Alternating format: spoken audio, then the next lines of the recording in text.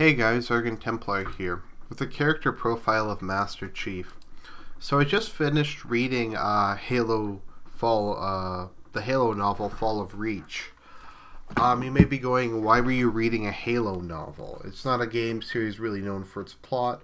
Well, the truth is it was on sale on Audible for like $3, so I figured, well, I might as well give it a try. Actually, the novel was really good, surprisingly, and I'd recommend it. Although the title wouldn't really suggest it, The Fall of Reach is kind of a biography of Master Chief. It kind of talks about the origin of the Spartan program, his childhood, his training, etc. And it gives a lot more detail about the Halo universe. It talks about like the first battles with the Covenant. It goes into detail about how they were losing the war. It provides a lot of good background for the games. So I thought it was a really good novel. Better than most kind of video game adaptation books. But this isn't about that. This is about Master Chief. So why is he so persistent in popular culture? Why do people like him so much? Why was Halo, the first one at least, regarded as one of the greatest games of all time? I think it's because Halo 1 gave you the feeling of being a special ops operative better than just about any other game. If you look at Master Chief, in the Halo games, he's alone most of the time, with just him and Cortana.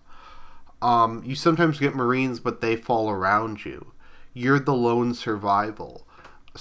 You're the embodiment of, I've done other videos on it, humanity's infinity will. The will to survive, the will to persevere, the will to fight and die for honor and for the good of your species above all else. Master Chief, to a large degree, kind of embodies these virtues. Or not even embodies, he is these virtues. He's them made flesh, more or less. He is kind of a perfect avatar for the human spirit and the human will to persist no matter what. If you noticed, he's continually thrown into impossibly difficult situations, and yet he keeps fighting on. Now, the other interesting... so there's parts where you get support, but even then the support dies off or goes away. It's almost kind of Nietzschean in a sense. The weak people fall apart, the weak people go away, but what's left is strength. Master Chief keeps surviving because, much like the human spirit, ultimately it can't be broken. Even if the individual dies, the nation remains. The spiritual nature of humanity remains. And Master Chief is that made flesh. When we learn about the Spartan program, they were basically a group of superior children who were kidnapped, put through extremely brutal training, and were genetically modified and given the Mjolnir power armor to make the ultimate warriors. Their purpose is basically to be semi-divine guardians of humanity. In the book, we see a bit more of his personality.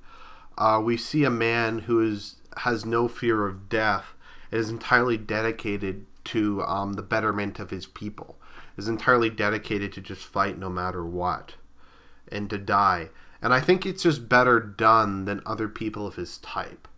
And we really get this impression, as I was saying in the first Halo game, because you're with your ship crashes, you're alone on an alien world surrounded by countless enemies. It's just completely hostile, and yet you just keep fighting. You just keep fighting no matter what, even as your comrades fall around you, even as you're left basically completely alone, and you have to fight off waves and waves of Covenant's forces. In addition to Covenant forces, eventually the Flood and the Sentinels as well.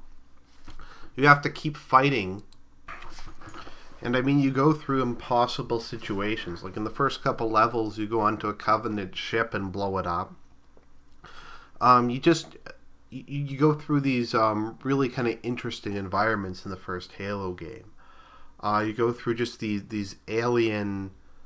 it's hard to even describe. It was one of the first games that really delivered a 3D highly detailed world that felt completely new and completely different from anything that came before it. We had these huge, expansive complexes, and you were all alone in them, and you really got the sense of the power of Master Chief and his dedication. I think one of the things that's cool about the Halo games is you're strong, but you're not that much stronger than your enemies. You have your recharging shield, etc., but the elites can take, if you really think about it, about as much damage as you can. What sets you apart from your enemies is your cunning, your dedication, and basically just your will to survive and persevere. It really comes down to the man in the suit as opposed to the suit itself. Because, as I said, the elites often have more health than you do. They can take like 2 plasma grenades, whereas you can only take 1. And once you get to the end, and as you go through the game, the stakes just keep going up and up and up. Like, first you're just fighting a couple Covenant patrols, then you're fighting the Flood, and then eventually by the end of the game you're in the middle of an all-out war zone. Like, the last couple levels where you're in like the huge expanse, and there's like hundreds of Covenant and Flood just fighting each other, and you have to just go your way through it. And it's just a truly... you truly just get the sense of kind of the hopelessness of the situation and just how deep over his head Master Chief is. And there's just that complete lack of connection with the outside world. And Halo 2 did this to a certain extent, not as successfully when you go to the Covenant's homeworld later in the game. You're completely alone. You're on a foreign planet with no hope of rescue, yet you just keep going. And that's kind of a reoccurring theme in all the Halo games. Everyone dies around you, and you're very often the sole survivor. And you survive in parts of your armor, but mainly you survive because you don't give up in a situation that any other human being would give up in. And I think the Halo games really, better than anything else, portray that. I think really, better than anything else, they portray kind of like that elite ops, Semper Fi attitude. And like a lot of other stuff, you're just either too strong and you just blow your way through everything, or you just I'm trying to think. It's hard to describe why in particular Halo 1 is so much better than all the things that came later to copy it. I think it's a bit like Metroid Prime, and there's a reason why Master Chief and Samus are often compared. Both games really give you the true sense of being alone and having to rely on yourself. A lot of other games just don't have the stakes. They just don't have the scale. They just don't have kind of the engaging character. We also kind of have the romantic aspect of Master Chief. Cortana is kind of the other half of his soul, whereas he's exceedingly stoic and detached and emotionless. She's emotional, chatty, bubbly, and kind of a girly girl, in contrast to Master Chief's position as one of history's ultimate alpha males. And that's just kind of another thing that I think is important for masculinity, is to have a woman in your life, and to be kind of your complementary aspect. So that's kind of my thoughts on Master Chief. I know I'm not saying anything that new, but hopefully someone found that interesting. This is Argent Templar signing out.